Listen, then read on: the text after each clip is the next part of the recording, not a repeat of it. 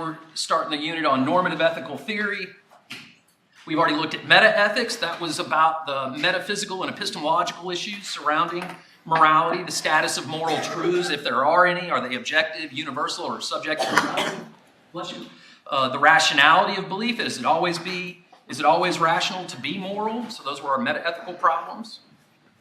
And then again, the normative theories that we're going to cover all presuppose some kind of version of realism and then go about trying to identify and defend some standard of right conduct or good living. Yeah. Yeah. Would any deontologist not find self-defense? I'm sorry? Deontologists not find self-defense. That's not a permissible way to kill somebody, kill the Joker.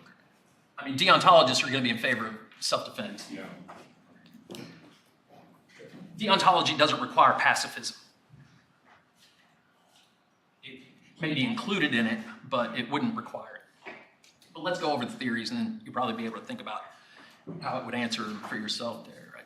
So we got normative standards. The sense of norm that is relevant to normative ethics is not descriptive like in the social sciences. It's prescriptive. Normative means prescription. So everybody here probably knows the golden rule. What does the golden rule say? Treat others as you would want them to treat you. That's a prescriptive standard. If you don't like getting randomly punched in the face by strangers, then you're supposed to refrain, or it's impermissible or prohibited to randomly punch strangers in the face, right? It's a prescriptive standard. It helps identify and distinguish. In other words, it helps guide conduct. It helps tell us what's morally permissible, impermissible, or an obligation, a requirement. And then applied ethics, that overlaps a lot with political philosophy. We'll cover that next, but it's just applying those different normative standards that we're going to view here or cover here to particular moral issues. Self-defense, environmental ethics, sexual ethics, business ethics, all those sorts of things, which often overlap with social policy questions. So sometimes applied ethics and political philosophy overlap a little bit there. So these, depending on what kind of theory we have, the normative ethical theories are going to take their point of departure from one or two basic questions. What ought I do? Is action that I'm thinking about doing permissible, obligatory, or impermissible? Right? How should I live? What kind of person should I be? What kind of character traits should I develop?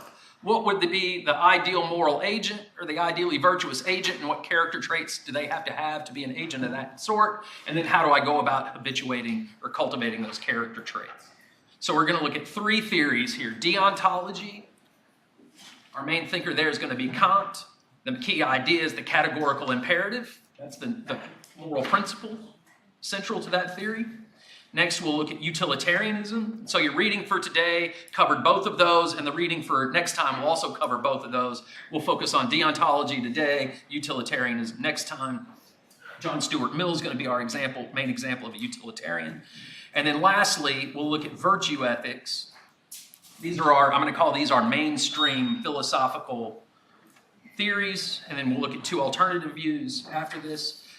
Aristotle will be our version of virtue ethics. There, it's not the actions that we're worried about evaluating, it's the character traits of the agent performing the action are what important. So we've got deontology, the categorical imperative, utilitarianism with the greatest happiness principle, and Aristotle's golden mean. Not the golden rule, but the golden mean.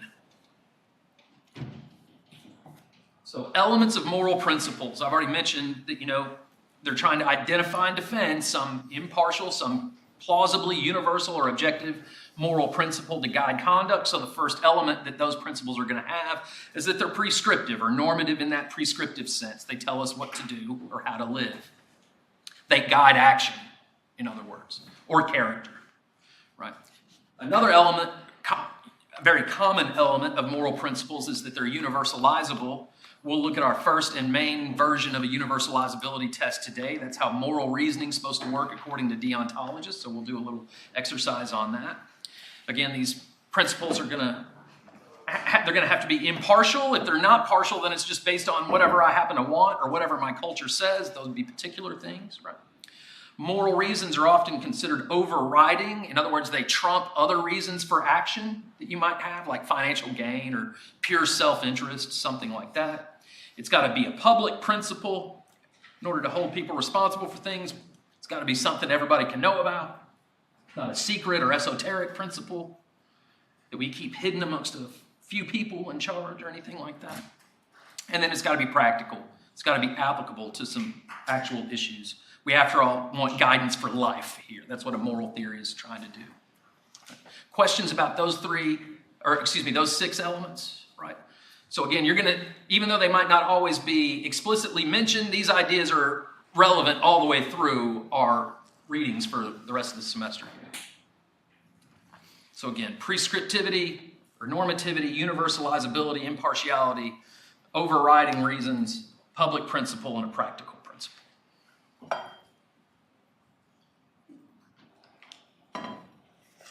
And then there's another little bit longer of a list, again, of basic ideas that are all through this unit. So I'm giving you the list in advance because they're the sort of things that, like, after we're 3 or 4 readings into this and people are asking me about these concepts, I'm going to look at them sideways because their question's going to indicate that they aren't reading. Right, so things that are, again, relevant and almost explicitly mentioned, maybe not the exact term, but they're still the same key ideas all through these readings. So the difference between descriptive and prescriptive, we've already encountered that in our first reading on moral relativism, because cultural relativism was a descriptive thesis. Different cultures have different moral codes, and then moral relativism said that you ought to abide by the general consensus in your culture, right? So that was a prescriptive standard versus a descriptive standard. And then again, I've already mentioned the object of, the different types of or classifications of actions and character traits. So again, permissible, things that are optional, you can do them or not do them without moral wrongdoing. Things that are impermissible, again, stuff that you're supposed to refrain from doing, and that if you do it, then you've acted wrongly. Obligations, things that we're required to do. Supererogation or supererogatory acts, which are acts that aren't required but would be really, really good for somebody to do. Like if a really rich person, at least on many moral theories, a really, really rich person isn't required to solve poverty, but maybe it would be really good if they did it, right? So above and beyond duty, something like that. Then we've got virtues and vices. We've already encountered that idea before. Epistemic or intellectual virtues and vices, so good character traits or bad character traits. Virtues are excellences of character. Vices inhibit or bad character traits. Then we've got this difference between intrinsic and instrumental values, so things that are valuable in and of themselves or for no other end, versus things that are merely valuable because of their use value. We've got teleological versus non-teleological theories. So again, theories that based right conduct or good living based on whether the conduct produces or helps achieve a particular outcome, like maximizing overall happiness. Utilitarianism is a teleological theory in that regard. It's also a consequentialist theory because it says what's important about the action are the consequences of the action, whereas deontology is neither of those things. Deontology says that some actions are right in and of themselves or intrinsically right or wrong, regardless of outcomes. And again, I mentioned this difference already between act-based theories and character-based theories. So what's the target of moral evaluation? Is it the action and either the consequences of the action or the motive behind the action, the intention to perform it? Or is it the character trait of the person performing the action? So again, act-based theories versus character-based theories. We're going to cover one character-based theory. It's a virtue ethics. It's the main one anyway. And then the issue of moral standing, which will pop up here several times in the last part of the semester. It's just the issue of what properties a being has to have to be considered the sort of being that I have to worry about, morally speaking, as opposed to beings that I can do whatever I want to. So, for example, in deontology, the criteria for moral personhood is a rational faculty. It's not being a member of the Homo sapiens species. It's just a rational faculty. So, my pen here is not a rational being. I can do what I want to it, morally speaking.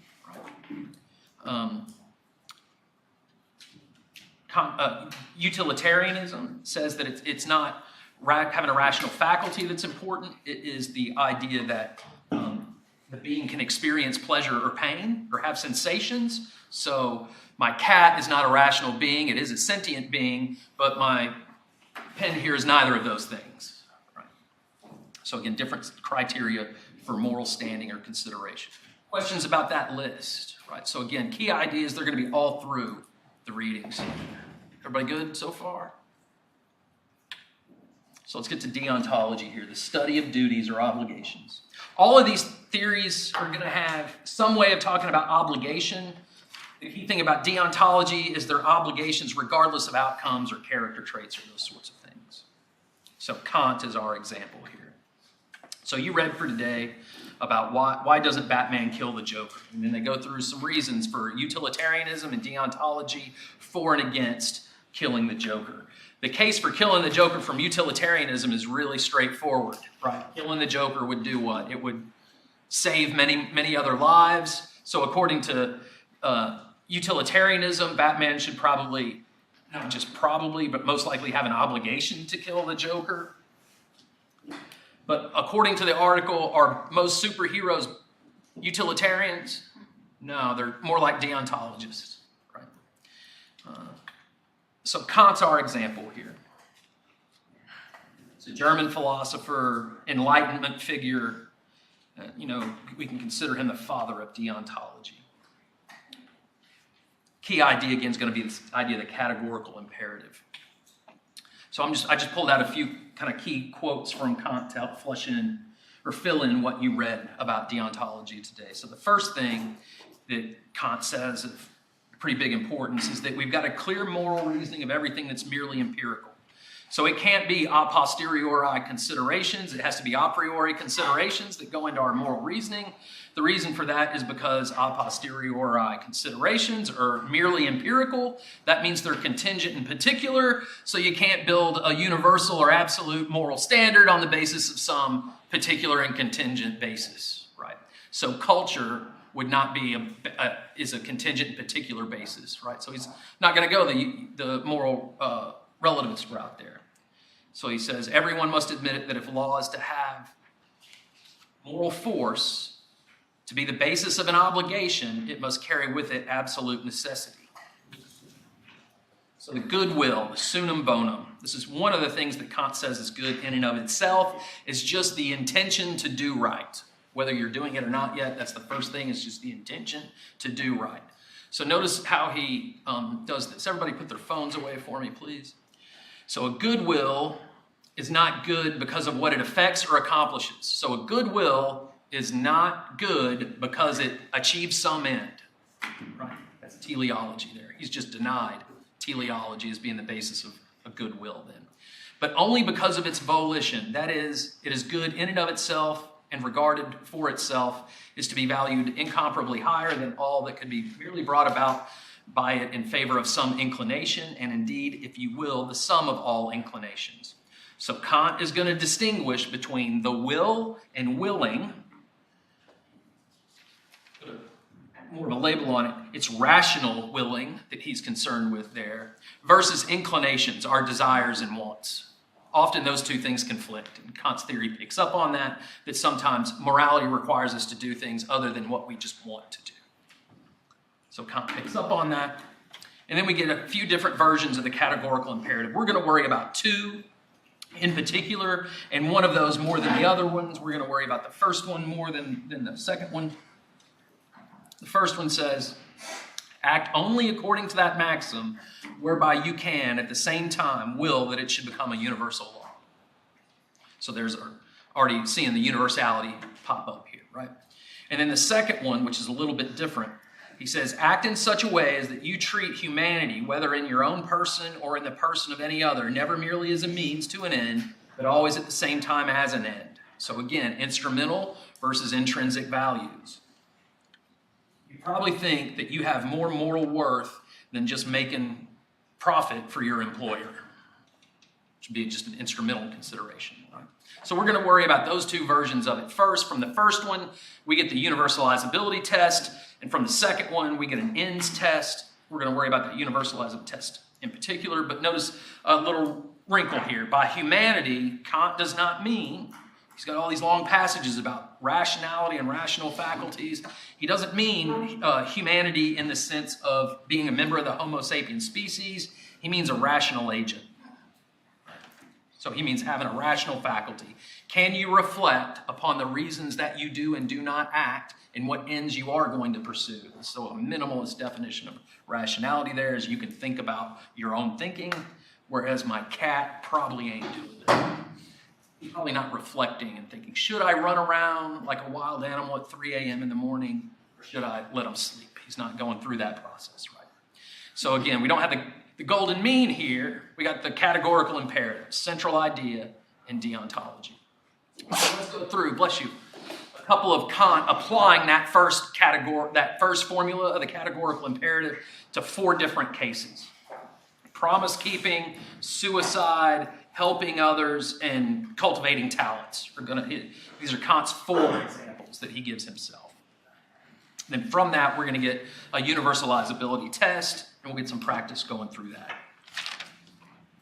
So I do them in a different order than Kant presents them. So that's why he says another man here. So another man finds himself forced by need to borrow money. He well knows that he will not be able to repay it, but he also sees that nothing will be loaned to him if he does not firmly promise to repay it at a certain time. He desires to make such a promise. So there's his wants, right?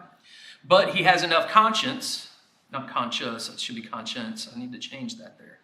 To ask himself whether or not it is improper and opposed to duty to relieve his stress in this way. So right there, we see Kant saying right and wrong don't depend on outcomes, right? He's already said right depends on asking whether it's proper or not, independent of those consequences about relieving my distress there. So he says, now assuming he does decide to do so, the maxim of his action would be as follows. When I believe myself to be in need of money, I will borrow money and promise to repay it, although I shall never do so. Now, this principle of self-love, or of his own benefit, may very well be compatible with his whole future welfare. Right? Future welfare is a utilitarian concern again, but here he's denying that this is being the basis of right and wrong. But the question is whether it's right. So future welfare and whether it's going to aid or hinder my future welfare is separate from the question of right and wrong for Kant. He changes the pretension of self-love to universal law and then puts the question, how would it be if my maxim became a universal law? He immediately sees that it could never hold as a universal law of nature and be consistent with itself. Rather, it must necessarily contradict itself. For the universality of a law, which says that anyone who believes himself to be in need could promise what he pleased with the intention of not fulfilling it, would make the promise itself and the end to be accomplished by it impossible. No one would believe what was promised to him, but would only laugh at any such assertion as vain pretense. So we get 3 kind of basic steps there. There's a little bit more to it than this, but we're going to simplify it for our purposes. So first step, identify the principle of action that I'm acting on. I'm going to take a drink of water here. Kant thinks that all actions enshrine a maxim. So when I am thirsty, I will take a drink of water to quench my thirst. Right? That's the maxim of that action. Then he asks, can it become a universal law? And as he points out here, he says, no, it would contradict itself. A promise is just something that you intend to keep, but a promise you don't intend to keep is not really a what? It's not a promise. So we get a contradiction. So according to Kant, you better always keep your promises. Example 2. Notice the steps again. A third man, again, I'm going in a different order than Kant here. So a third man finds in himself a talent which could by means of some cultivation make him in many respects a useful man, but he finds himself in comfortable circumstances and prefers indulgence in pleasure to troubling himself with broadening and improving his fortune in natural gifts. Now, however, let him ask whether his property of neglecting his gifts, besides agreeing with his propensity to idle amusement, agrees with what is called duty. He sees that a system of nature could indeed exist with such a law. So it can be coherently formulated as a universal law in this case. But he points out another problem. So it could be, you could have a system of nature that exists in accordance with a law, even though a man should let his talents rust and resolve to devote his life merely to idleness, indulgence, and in propagation, in a word, to pleasure. But he cannot possibly will that this should become a universal law of nature, or that it should be implanted in us as a natural instinct, for as a rational being, he necessarily wills that all his faculties should be developed insomuch as they are given to him for all sorts of purposes. So in this one, it passes the first aspect of the contradiction test. There's no formal contradiction there, but so it could be coherently formulated as a universal law, but we still wouldn't rationally endorse it as a law that governs all of our behavior, because then we wouldn't be able to waste our talents at all. In order for me to engage in idle pleasure, some other people had to have spent some time not indulging in pleasure, but to create things like video games, right? Which requires often difficult math and physics, things to learn. Even if they find some pleasure in that, they probably had to not do some stuff in order to get that they wanted to do in order to develop those skills, right? Then we get a third example, suicide. Sometimes we're taught that suicide is wrong because it's selfish, but that's not Kant's reasoning here. So he says, a man reduced to despair by a series of misfortune feels sick, but is still so far in possession of his reason that he can ask himself whether taking his own life would not be contrary to his duty to himself. So notice there, he's pointed out that we've got duties to self, and in the promise-making one, it was duties to others, because you're making a promise to another person. We're going to end up with four classes of duties here altogether. Now he asks whether the maxim of his action could become a universal law. But the maxim is this: from self-love, I make as my principle to shorten my life whenever its continued duration threatens more evil than it promises satisfaction. Someone over here was asking about outcomes later. Here's Kant on that point. There only remains the question as to whether this principle of self-love can become a universal law of nature. One sees at once that a contradiction in a system of nature whose law would destroy life by the very same feeling that acts so as to stimulate the furtherance of life, and hence there could be no existence as a system of nature. Bless you. So if you really love yourself, you shouldn't want to do what to yourself? Kill yourself. Right, there's our contradiction. Therefore, such a maxim cannot possibly hold as a universal law of nature, and is consequently wholly opposed to the supreme principle of all duty. There are things that you can't even do to yourself without treating yourself like a mere means that are prohibited. You can't sell yourself into slavery for Kant. That'd be morally wrong. Contradiction. You're exercising your autonomy to destroy your autonomy. Then we get a fourth example, helping others. Beneficence. Aid to others. Right? So a fourth man for whom things are going well sees that others whom he could help have to struggle with great hardships, and he asks, what concern of mine is it? Let each one be as happy as heaven wills, or as he can make himself. I'll not take anything from him or even envy him, but to his welfare or to his assistance in time of need, I have no desire to contribute. If such a way of thinking were a universal law of nature, certainly the human race could exist. We could have a system of nature with rational beings in it. And without doubt, even better than in a state where everyone talks of sympathy or goodwill or even exerts himself occasionally to practice them, while on the other hand, he cheats when he can and betrays or otherwise violates the rights of man. Now, although it is possible that a universal law of nature, according to this maxim, could exist, it's nevertheless impossible to will that such a principle should hold everywhere as a law of nature, for a will which resolved this would conflict with itself, since instances can often arise in which he would need the love and sympathy of others, and in which he would have robbed himself by such a law of nature springing from his own will of all hope of the aid he desired. So if I say, I'm never going to help people in times of need, and that's a universal law, what happens when I need help? I don't get any contradiction in will there, right? So we end up with a universalizability test. I've simplified a little bit of it for our purposes. So the first step, we see Kant doing this in each one of those, is to identify the maxim of the action. So we go from me doing something or a particular individual doing something to the second step, which is everybody doing it, the universalization step. So again, I will take a drink of water in order to quench my thirst. Or whenever I am thirsty, I will take a drink of water. Different ways to formulate the maxim.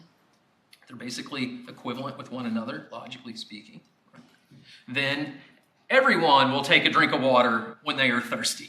Or whenever anyone is thirsty, they will take a drink of water. Pretty easy to universalize that one without contradiction.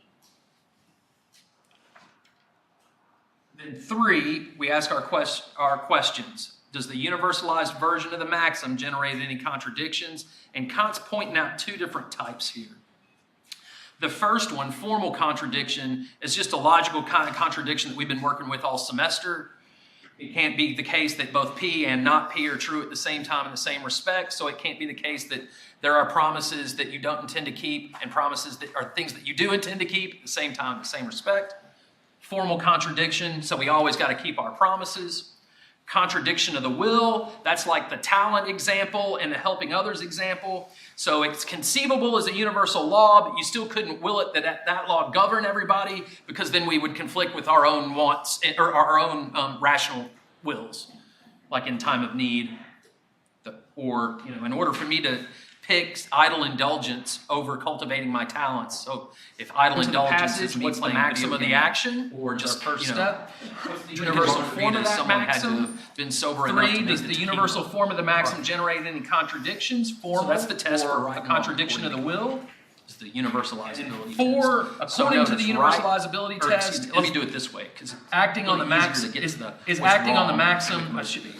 So in other words, moral wrong, permissible, impermissible, or a contradiction. Let me put the test back up here. It is morally wrong to act. So I'll give you several minutes. Contradictory maxims. So we get a little summary of duties here with 4 different types. Duties to self, duties to others, perfect duties, and imperfect. Help you a little bit with the last. Examples of perfect duties that involve a formal contradiction are the prohibition on suicide example and the prohibition on lying or making false promises. You'd probably be pretty upset when you're getting married, if you decide to get married, if you were to discover that the person taking wedding vows with you did not intend to fulfill them. Perfect duties. Imperfect duties. So perfect duties are like absolute obligations. It's never permissible to kill yourself out of self-love or make a lying promise or a false promise. Imperfect duties, it would be wrong to always act on the maxim, but not always wrong to do it sometimes. So you get discretion. So I have to cultivate some of my talents. It's permissible for me to pick self-indulgence some of the time, but it would be wrong to pick self-indulgence over cultivating my talents all the time. Likewise, it would be wrong for me to never help anybody, right? So I have to help people some of the time, but it's at my discretion when I do so.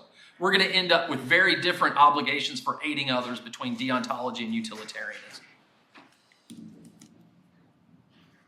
Utilitarianism looks like it eradicates supererogatory acts.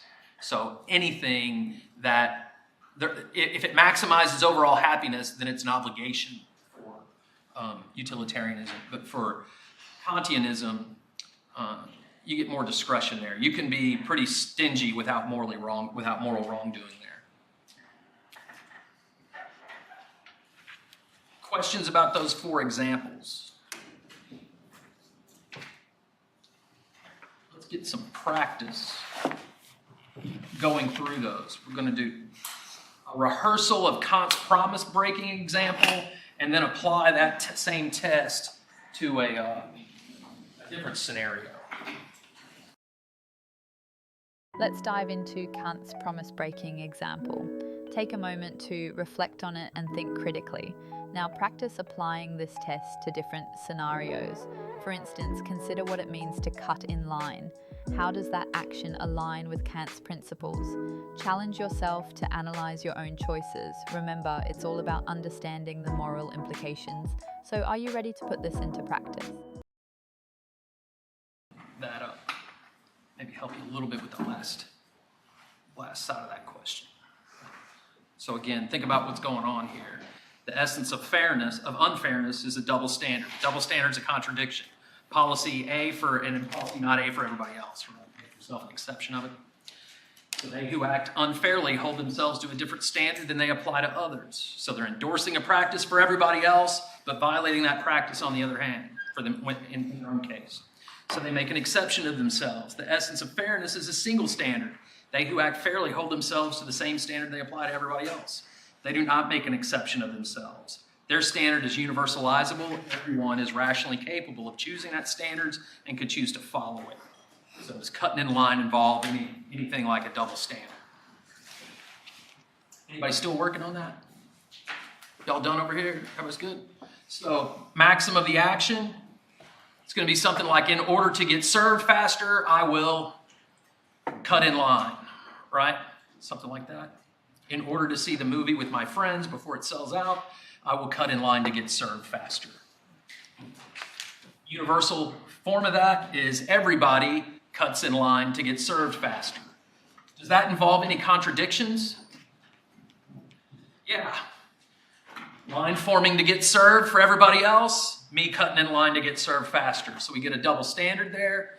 Also, if everyone cut in line to get served, there would be no line to get served at all. So we get a formal contradiction there, right? We're endorsing a practice for everybody else to get served, but violating or making an exception of ourselves with regard to that same circumstances. So we get a formal contradiction. So according to Kant and deontological ethics, is it permissible or impermissible to cut in line? Impermissible. It's wrong to cut in line to get served. So that's how you make moral decisions according to Kantianism. It suits several problems pretty well, right? Doesn't do so good with numbers. Utilitarianism does really well with numbers. So contradictions, an example of that, if you've seen Rick and Morty, the Ricks must be crazy. It's slavery with extra steps, right? Morty points this out about his use of the battery with these rational beings in there. So they're being used as slaves. They've been tricked into creating energy for everybody. They shrink down to be inside the universe, and they're doing the same thing in there. And Rick tells them, hey, that's like slavery with extra steps, right? So we get a double standard there. So that's the first version of the categorical imperative. So your answer should look something like that. I'll cut in line to get served faster. Everyone cuts in line to get served faster. There's the universalization. If everybody cuts in line, nobody's getting served at all. There's no line to get served. Formal contradiction. Impermissible to act on that maxim. Another way of thinking about that categorical imperative was that humanity formula, or the end in itself formula. And so here's another way of stating that. Everyone ought to respect persons, rational agents, as autonomous agents, and thereby treat them as ends unto themselves and never merely as a means to an end. In other words, don't use people. You have to get their informed consent to engage in a project with them. Right? So according to Kant, for example, we might think and say, well, hey, what makes rape wrong is that, it involves pain and harm, bringing a world about where there's more harm in the world, right? So that's how a utilitarian would look at it. But for deontologists, the pain and happiness of that is not what matters. It's using another agent like they're a thing instead of a rational agent, picking their own standards and determining whether they want to help you or not. Right? So we're starting to see a pretty big distinction between deontology and utilitarianism. According to deontology, there are actions that are right or wrong, inherently right or wrong, just based on features of the action or the maxim itself, whether it's contradictory or not. Right? But in utilitarianism, no actions are inherently right or wrong. They're just right or wrong based on whether they're effective for maximizing overall happiness. Right?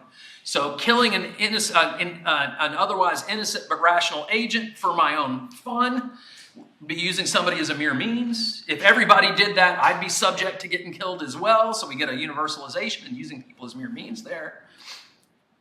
So impermissible according to Kantianism.